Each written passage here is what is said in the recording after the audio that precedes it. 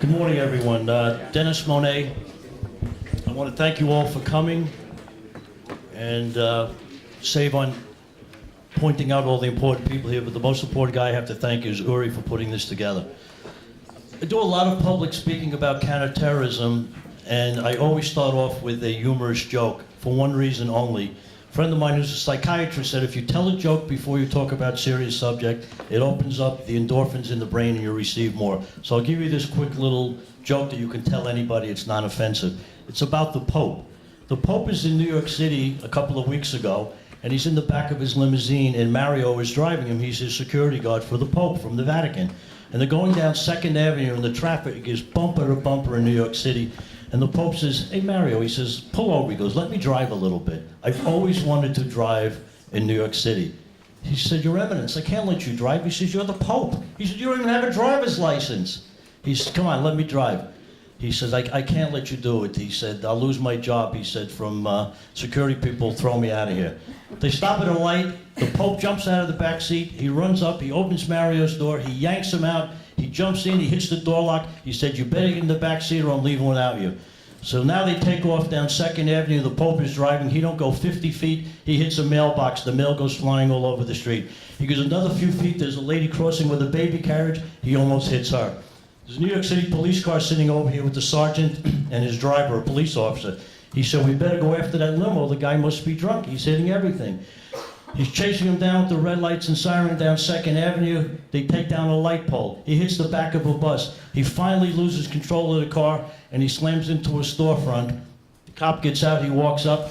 He's standing there talking for maybe a minute or two. He walks back. He gets in the car, and the limo drives off. The sergeant said, who was it, a big shot? He says, yeah. He says, was it de Blasio? Was it the mayor? He says, no. He says, was it Ray Kelly? Was it the police commissioner? He says, no. He said, well, the guy was driving crazy. He has to be pretty big if you're going to let him go. He says, I know. He said, it was the governor. It was Governor Cuomo, right? He says, no. He said, who was it? He said, I don't know. He said, why'd you let him go? He said, Sarge, he has to be big. The Pope is driving him around.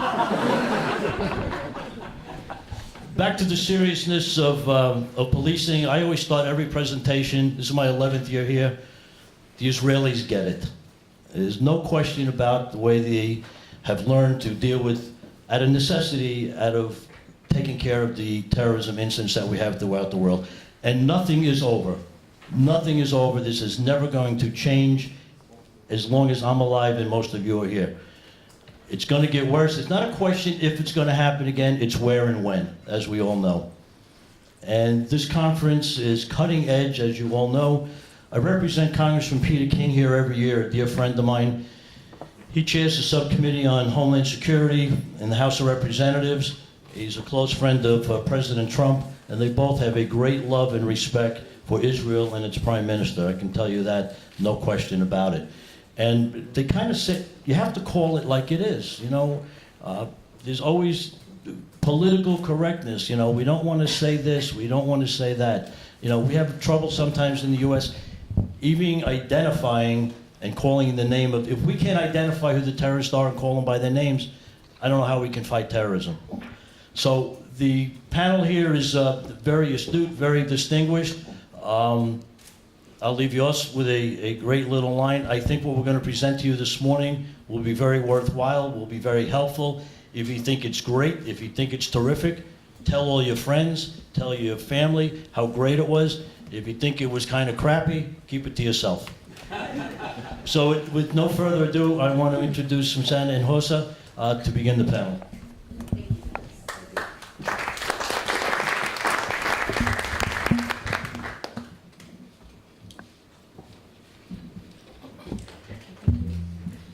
Good morning, everyone. Ooh. Good morning, everyone. Good morning. I thought the microphone wasn't working. It's my great pleasure to be here at the ICT. It is my first time, so it's been a very valuable experience for me to be able to participate and to get to meet a number of really highly talented and experienced professionals in the counterterrorism world. So thank you to the ICT, thank you to Asha for the invitation. And I'd like to recognize my colleagues from Israeli Customs who have been great hosts for me as well. And today my goal is to talk to you a little bit about the customs role. I don't know if you've seen my title or my CV, but I'm the Director of Compliance and Facilitation within the World Customs Organization. For those of you who are unaware of the World Customs Organization, it is an independent organization headquartered out of Brussels, Belgium. We have 182 members who are the governments from around the world, and particularly focused on supporting the customs administrations and other border agencies in being able to do their job in handling the ins and outs of people and goods crossing borders. So that's you say, why is this woman here talking to us, right? And this is a policing section, so why is she boring us with this information? I spent 28 and a half years working for U.S. Customs and Border Protection after the merger, and I've had the great privilege of working with the World Customs Organization for the last year and a half. I can tell you that the threat of terrorism and combating terrorism is something that is an everyday responsibility for customs administrations from around the world. Whether they take the focus and take the mandate as seriously is something that we can debate, preferably over a cold beverage. But I think that my goal is to explain to you how important it is to include the customs administrations in the work that's being done to fight terrorism. And all in 37 minutes, Yuri, is that what you said? As you wish. I have a very short time, so I'm gonna flip through some of these very quickly. 9/11. This is where we celebrated the 9/11 memorial this week. The World Customs Organization became very engaged in the reaction and preparing customs administrations from around the world in dealing with terrorist attacks, especially immediately after 9/11. It took a couple of years, but we were able to develop a global standard for supply chain security. It is called the Safe Framework of Standards, and a lot of other tools, guidance, and protocols have been established through the World Customs Organization and in partnerships with a number of different international organizations to help the countries be able to do a better job of securing their own borders.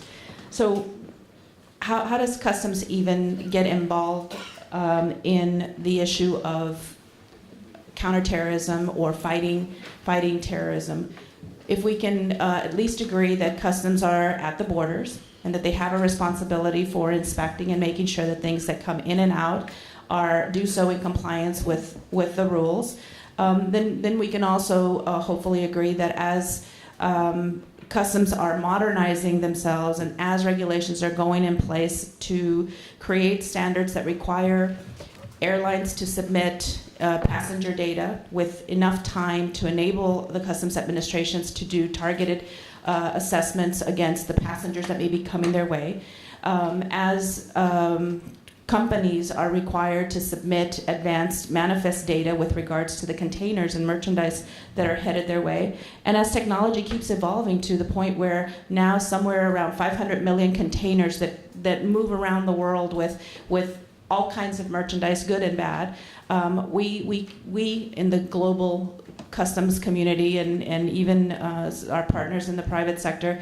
can track a container and can see whether a container has stopped in ports that it shouldn't have stopped before it heads to ports that it supposedly is destined to, which then adds extra risk factors that the customs administrations need to take into consideration when deciding whether that is going to be inspected. So we've talked a lot about counterterrorism within the customs administrations, but all customs administrations have a different organizational structure, and some countries have empowered them more specifically with security mandates, and other countries expect the security work to be done without the very explicit mandate of security as part of their profile. So in December of 2015, the World Customs Organization, through its policy commission, issued what we refer to as the Punta Cana Resolution. And from that Punta Cana Resolution, two very specific elements were agreed to by the members of our organization, which was that they were committed to working closely with other law enforcement partners and other organizations to exchange information, to share their knowledge, to partner in the battle to address counterterrorism, and also to take it from an organizational perspective and actually include the security mandate into their authorities if they don't yet have it, work towards getting the mandate, and also put it into their strategic plans. So what does that mean?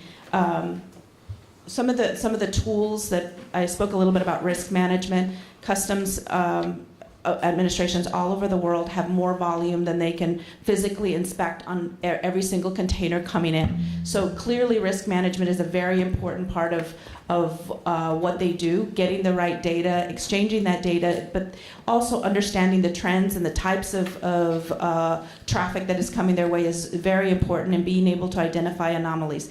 Those of you who are police officers, officers, agents, inspectors, criminal investigators, you understand the importance of understanding what's normal and what jumps out of the normal. And that's where customs can be very valuable, because they process shipments day in and day out. And they know when somebody's new, when something is different, when a particular company is suddenly bringing something that it never brought before. All of those things are very valuable, and I think are worthy of further conversations and engagement with the customs administrations. I'm going to touch very quickly on kind of the broad scope of the areas that we're working with the customs administrations and building their capacities and organizing their enforcement efforts. When we talk about counterterrorism and terrorist financing, there's been some great presenters throughout this week that have talked about how terrorism is funded. Customs clearly is involved in targeting for dangerous passengers. Many, especially advanced customs administrations, are very focused on tracking the movement of foreign terrorist fighters, both leaving and coming back, and where they've been. That's a very explicit kind of counterterrorism effort that most people can recognize. But some of the other areas that are traditional customs responsibilities: enforcing for intellectual property rights, enforcing for counterfeit tobacco or tobacco smuggling, whether it's wildlife trafficking, gold movement, rough diamond smuggling, fake medicines, you name it. Those are right smack in the middle of the responsibilities of the customs administrations, and they have lots of experience, and they see this in and out.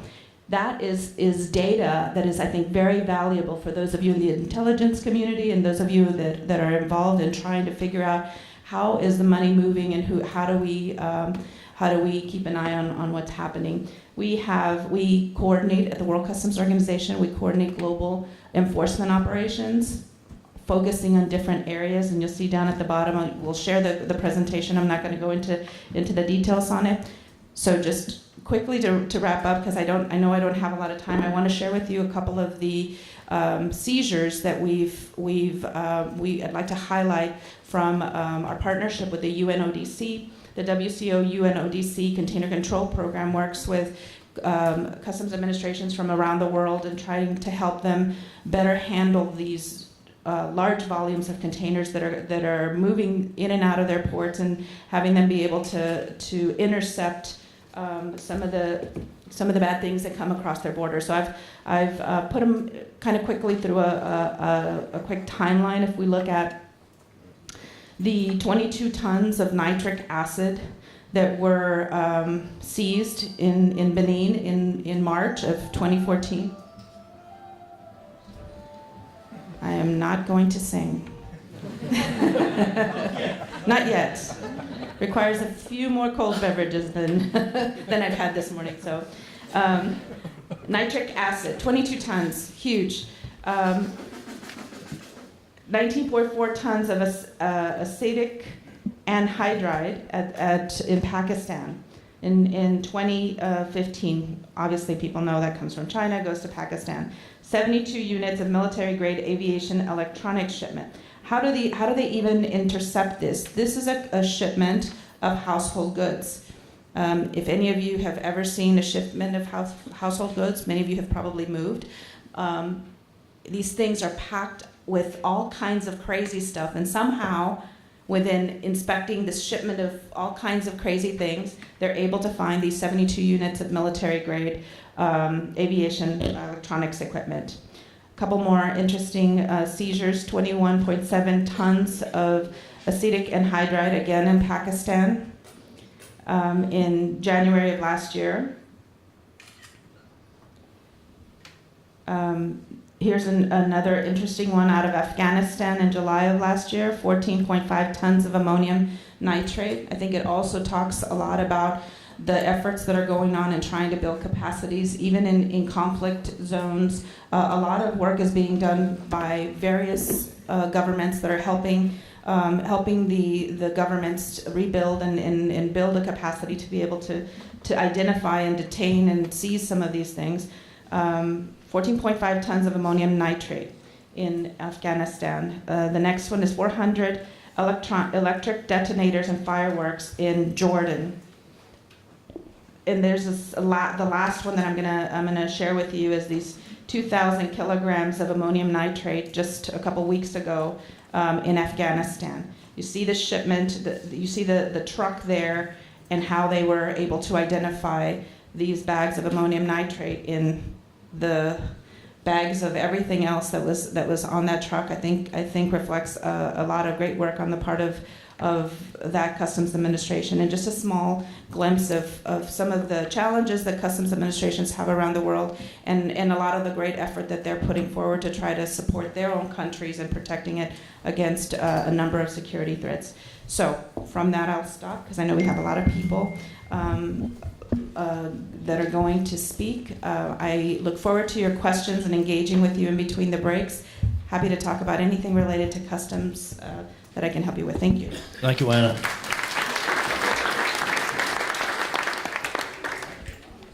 As you all set up, before I introduce the next speaker, I want to thank Ishan and Lei and the ICT staff that put together this. And let me tell you this, when we have the exercise later on this morning, participate. We don't care what you say, but say something. Even if it's against what our plans are or how we operate, that's how you learn. You learn from others here. You know, it takes a network to be the network. As far as what Anna just spoke about, those of you who don't know Dr. Itan Izazi, the Deputy Director here at ICT, he does a phenomenal presentation about the drugs, how they filter from Iraq and Afghanistan all over the world, all the way through the US, and the money is what funds the terrorists. When we leave and we go home to our home countries, we're all going to go back to work. Today, terrorists, they don't go to work. They don't go to work 9 to 5. They plot, and they're plotting all day today to do that. Dr. Razani, if you get to meet him here at the conference, the work that he has done in mapping the trail of the money, and it takes money. Apartments in New Jersey, who's paying the rent? The drug money's paying the rent. And terrorists are very, very patient. They will embed sometimes for 2 years, take jobs in a bakery, take jobs in a kitchen, all with the end plan to cause the destruction. The next gentleman, I've known for a long time, Mr. Ken Honig, a former inspector at John F. Kennedy International Airport and LaGuardia International Airport in New York, was the commander there, was involved with me very heavily, unfortunately, when the towers went down. So, Ken, you have the floor. Good morning, everyone. Oh, come on, you've all had coffee. Try it again. Good morning, everyone. Good morning. There you go. Okay, my name is Ken Honig, and I spent 29 years with the Port Authority of New York and New Jersey Police Department. The Port Authority is a bi-state agency responsible for transportation infrastructure in the New York, New Jersey area, the largest natural seaport on the east coast of the United States. Included in that are 5 airports. We are, unfortunately, as we like to refer, or as we refer to ourselves, we are target rich. In addition to the 5 airports, the World Trade Center, the Port of New York, the Port of New Jersey, the Lincoln Tunnel, Holland Tunnel, George Washington Bridge, iconic, and many of which have either been threatened or actual terrorist targets. I'm going to talk a little this morning about managing the public perceptions on law enforcement response. It's a little interesting because, you know, we know what we do, and we know that we measure success as nothing bad happened today. And sometimes the public doesn't exactly realize it. And the first thing we really need to do, as with anything else, is you need to recognize the problem.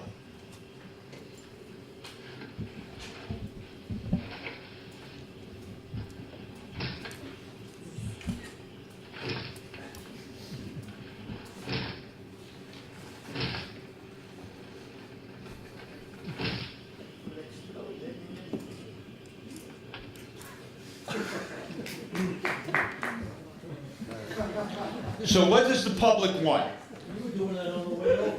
Yes. What does the public want? Well, the public wants to feel safe. They don't really care if they are safe. They just want to feel safe. Okay? And we look at statistics when we do law enforcement, and you watch. People feel safe when crime is going up, and people feel scared when crime is going down. They want us as the police to prevent any and all attacks. And of course, they want us to solve every crime within an hour, deducting 18 minutes for commercials.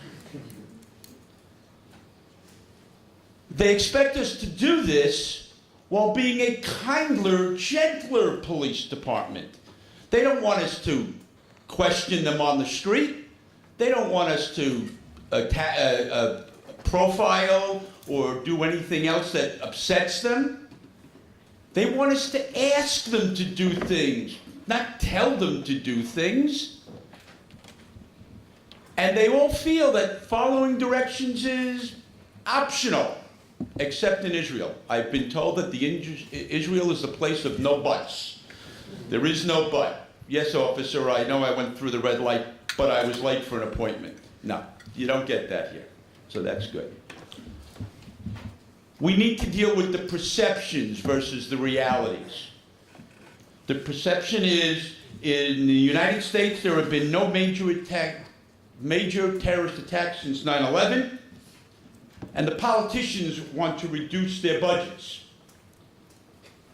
And they look at it and they go, you know, there's no problem. We don't need to spend all this money on police.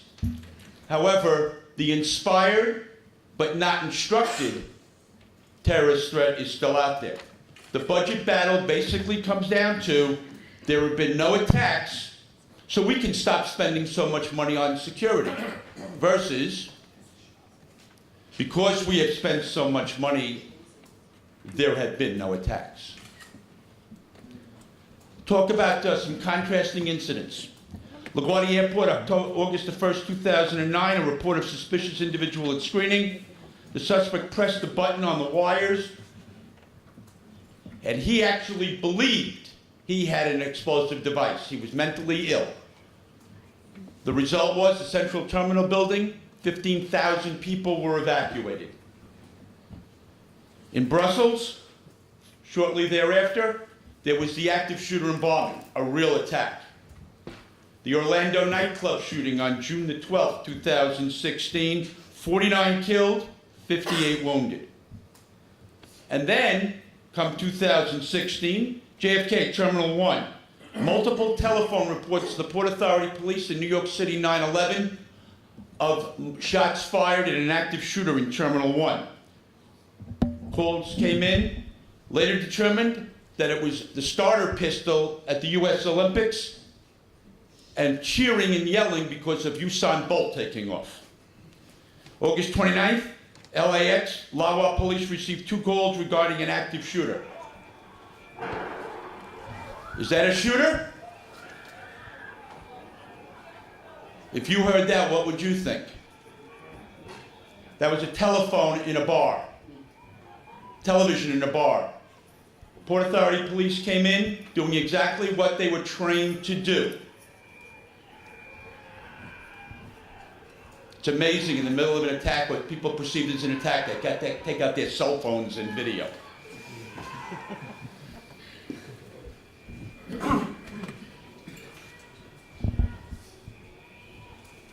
Here they come.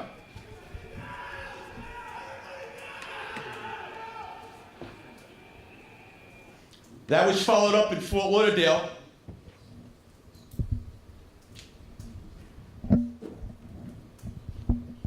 Watch the gentleman in the blue shirt. A real shooter. So the question is, how did we get from this to this? The politicians and the news media need to be taught, and we need to be able to defend ourselves in our actions. We need to protect ourselves from what I refer to as the OEFP. You've all dealt with the OEFP in your careers? That's the Office of Emergency Finger Pointing. Thank you very much. Thank you, Ken. Folks in the back, if you want a more comfortable seat or anybody comes in, please tell them just to jump in. Next gentleman, I'd like to introduce Commissioner Luc van der Taelen.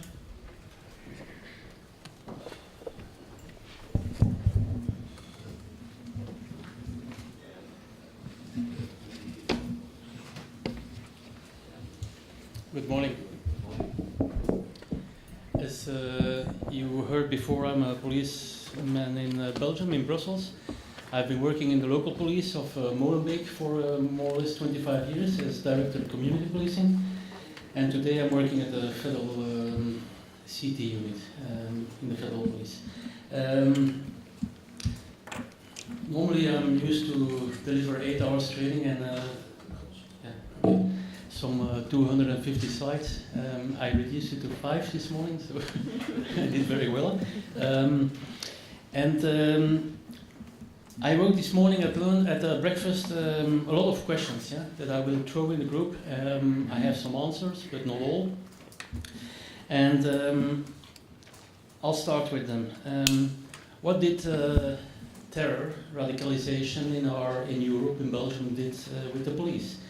How are we dealing with violent extremism, terrorism, the attacks in Brussels? Since 2013, I told you, the Jewish Museum was the first one committed by a foreign terrorist fighter. It changed the landscape and it led to a lot of consequences. Are we, as a police, under pressure today? What about our traditional policing models? Is this conflicting with what we are facing today? Is it compatible? Are we doing the right things? Are we ready to fulfill new tasks when it comes to CT and CVE approaches? Do we control the situation? How do we patrol in the neighborhoods today? Do we have enough staff? Yeah. One of the examples in Belgium is that we are facing problems with regard to staff. And that's the reason why I'm not really happy with this, to see the army in the streets of Belgium. But I can tell you, I've seen this in the Palestinian territories in the past, green and blue. We also have green today in Belgium, but they do a fantastic job in supporting us, in securing you, citizens, interests, infrastructures, embassies, Israeli embassies, others. And they do a fantastic job, and it's well coordinated with us, so there is a clear delineation of powers between us and them. For how long? We don't know. We assess also more and more juvenile radicalization. Is it just a trend? Is this Is this due to group dynamics within these youngsters, or is there something more ongoing? Are we today still crime fighters, or were we the last 10, 15, 20 years evolving to a modern police where we implemented community policing principles? And we did. And I have been a long time before, in the 70s and 80s and 90s, sorry. I would be retired. I have been, let's say, heavily focusing on community policing, especially in Molenbeek. We've seen in 2001 we had a police reform, and then we came up with a new law and a philosophy of community policing, where we were asked to be integrated, to try to find sustainable solutions for the problems, to work closely with partners, to be accountable for our actions. and to empower our police officers, but also empower the citizens. Yeah? So this is my point today. Are we there? Is there still a long way to go? Were we evolving towards this model? Yeah?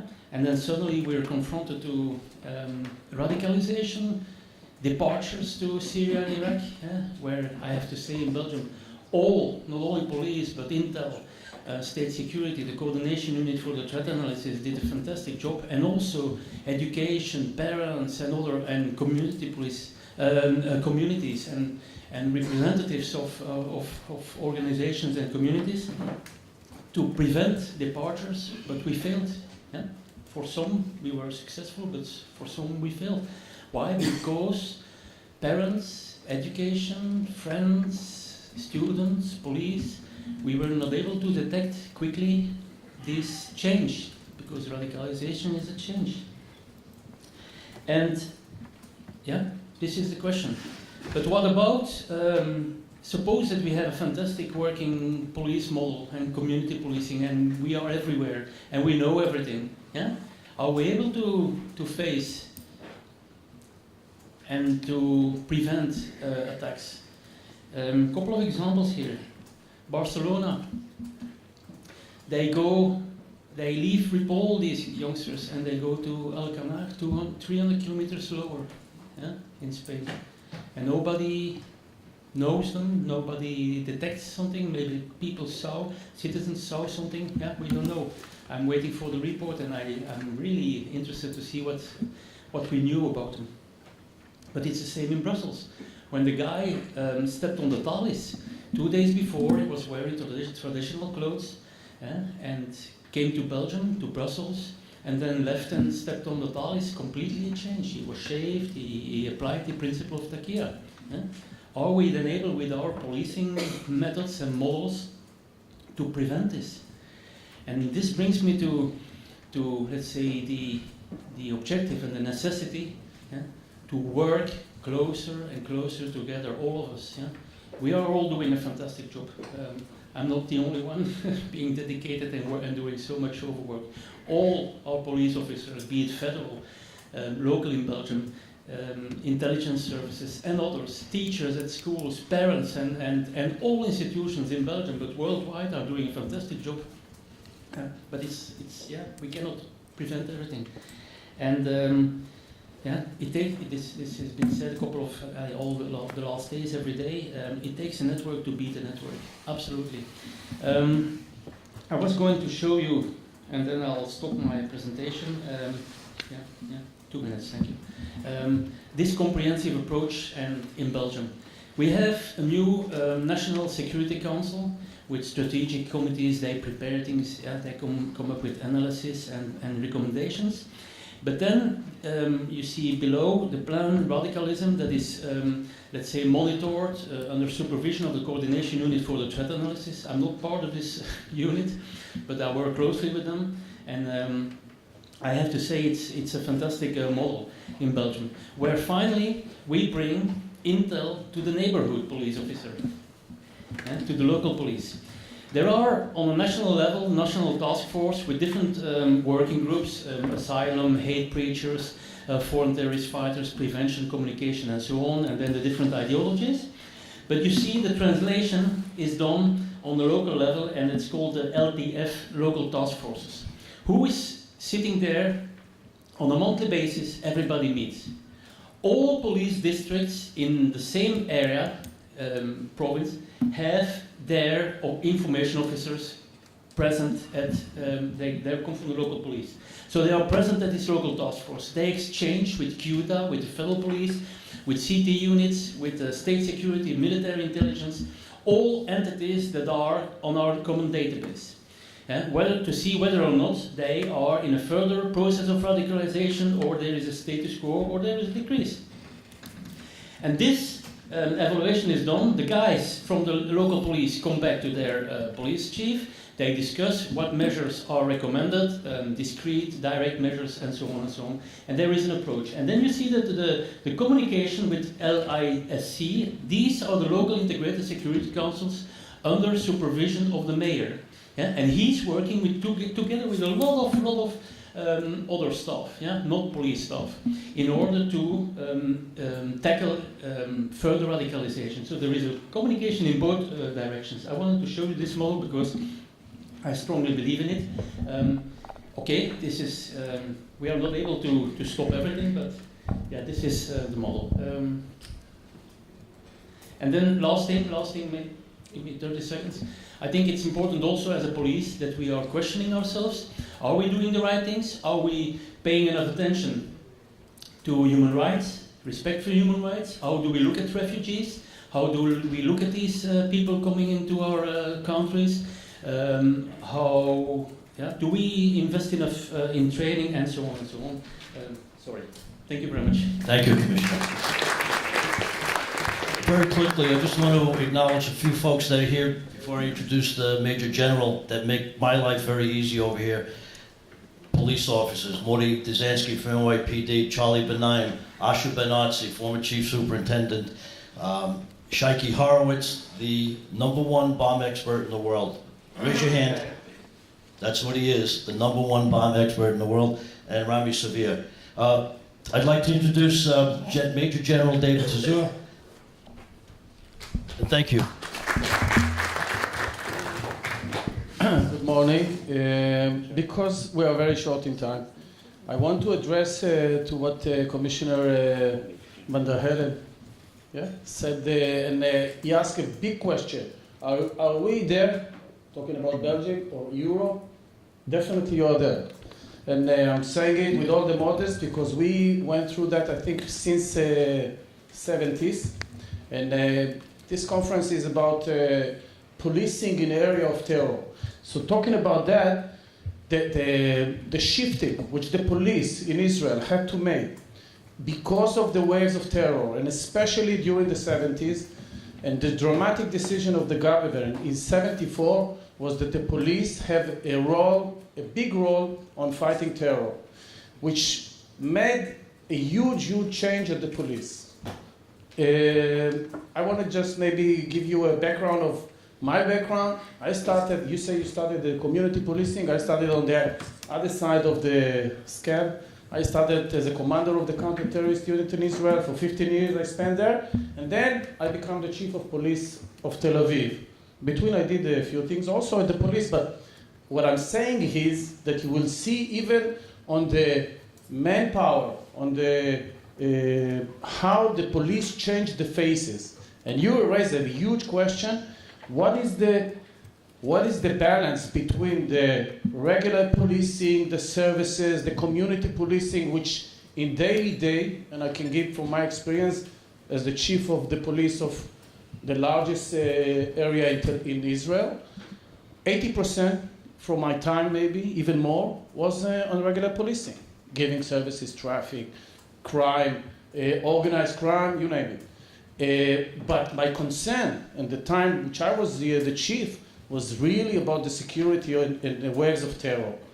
And I think you create a very good maybe structure, but I must say that being optimistic, it will take you about 10 years maybe to fill this structure with hopefully less than that, but it takes a lot of time to make the shift and the shifting and moving from regular policing to also security. And you also mentioned a very crucial point.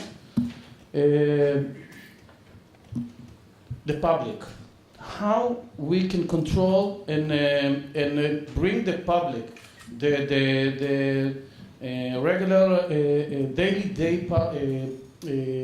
citizens to be aware.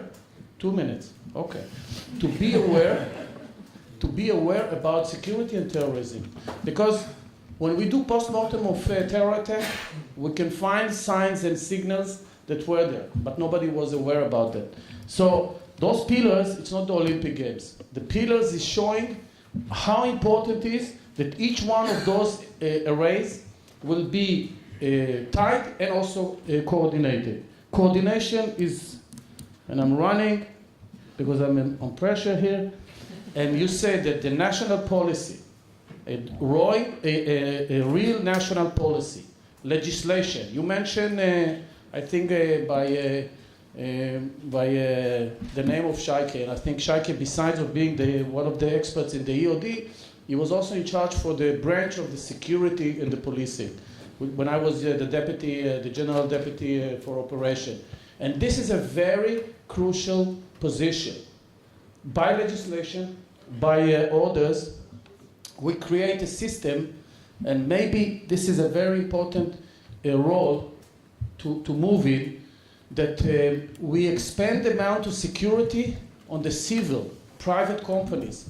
And I must say a small story about myself. Finishing, don't worry, it's not a long story. It's about half an hour or something, and I finish it quickly. After I finished my duty as a commander of the Amam, I had assignment in Atlanta, Georgia, for the Olympic Games as a consultant. The week, just 1 week after we arrived there, we went to one of those restaurants to eat. We went in. My wife forgot her purse, all the bag, and we went outside. It took about 10-15 minutes. She reminded. We went back. Unfortunately, nothing was found. So I told her, look, this is the main difference, I think, between us and here. In Israel, probably somebody would already count the EOD, the robots, and everything. And in the States, they check you when you go out of the shopping mall. Here, they check you before you go to the shopping mall. The shopping mall is only a symbol how, by legislation, you can expand amount of security. And one last slide. Go ahead. The main success in terrorism is the interception. And we are very proud to say that we are about 90% of the terror in Israel we do by interception. Intelligence, and good and very short circle between the intelligence and the execution. Special units, military, and other. The second level is in the cities, the police. Unfortunately, 10% of that, it's like if I'm taking the football, it's the goalkeeper. Okay? If we can all the time keep the ball on the side of our enemies, so probably we'll have less job in the cities. But once, and 10% of them are sneaking into the cities. This is the role of the police, and this is the role of the public. So this is, I think, a very crucial thing to say, and about the borders, as you mentioned, and this is, I think, one of the main and crucial, how you close the borders. Usually in Israel it was military, customs, etc. And the main point, as the Commissioner said, cooperation.